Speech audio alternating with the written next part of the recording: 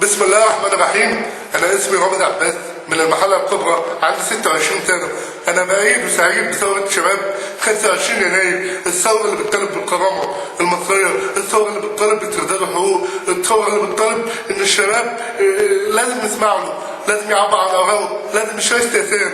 الثوره اللي بتقول ان النظام الحاكم كله بكل الوزراء واعضاء الحزب الوطني لازم يمشوا، ولازم نحترمهم، لازم نصادم اموالهم، لازم ناخد منهم كل الحاجات الجميله اللي قدروا ان هم يسرقوها مننا ويدونا بس الحاجات الوحشه. الشباب في التحرير لازم يفضل صامت. الشباب في التحرير لازم يعرف حاجه، اللي ينزل ويقعد في ارض المعركه استحاله انه يتراجع الا بعد اعلان النصر، واحنا لحد دلوقتي ما اعلناش النصر. الكل بيحاول يلتف على مطالب الشباب، الكل بيحاول يسرقهم. احنا سمعنا الفتره الاخيره من المحله، احنا والشباب في المحله سمعنا عن حاجه اسمها مصطلح عقوب الموجه، ان في احزاب بتحاول تركب، ان في اشخاص بيحاولوا يركبوا على ثوره وانجاز الشباب.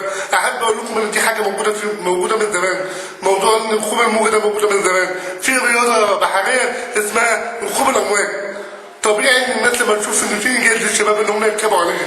لكن المشكله ان احنا مش لازم نبص للموضوع ده، مش لازم نقعد نبص ونحلل هم ليه جايين يتكلموا باسمنا. احنا نسيبهم يعملوا اي تصرف طائش منهم، احنا نركز على نجاح الثوره بتاعتنا، نركز ازاي ان النظام الحاكم يمشي، وزراء يمشوا، نركز ازاي ان احنا نصادر الاموال ونرجع حقوق الشعب، نركز ازاي ان احنا ندعم الفئات اللي بتطالب بحقوقها زي عمال المستشفيات، عمال المصانع، الفلاحين في الاراضي، المعاقين، الاشخاص المعاقين لهم حقوق كتير لازم برضه ندعمها، لازم ندعم حقوق فئات كتير.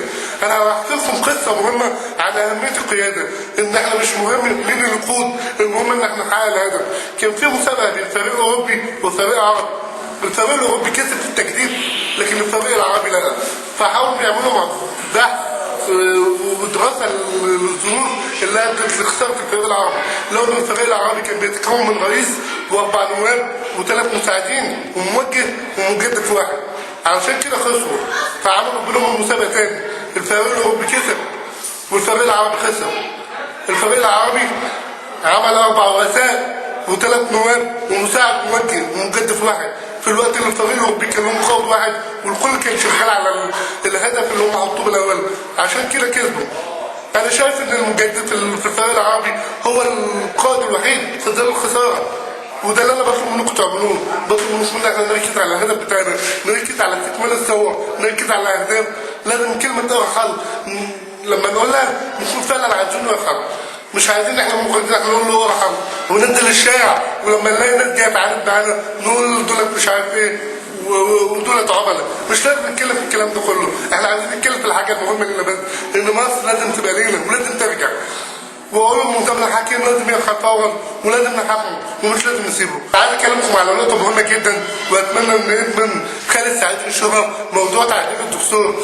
الفكره دي عامله ارتباك شديد جدا والكل بيتكلم حواليه، والدستور لازم لما يتعدل لازم يكون دستور جديد، دستور جديد جدا.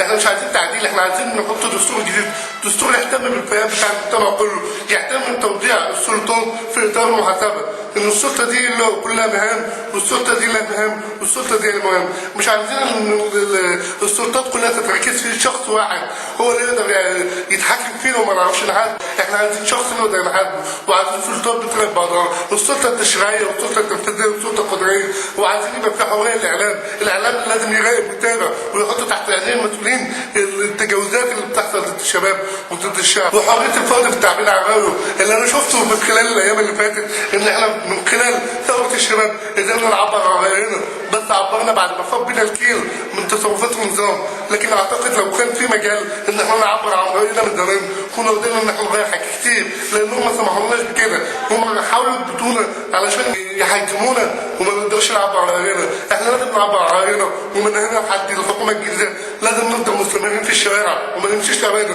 واحنا معاكم من المحله وهنطلع ان شاء الله يوم الجمعه نعلن ارحل ارحل ارحل، يسقط حسن مبارك، يسقط النظام الفاسد، يسقط الحزب الوطني والاحزاب العميله وعملاء امن الدوله، يسقط كل شخص بيحاول يفقد اراده الشباب، اراده كل فرد من فئه المجتمع. شكرا.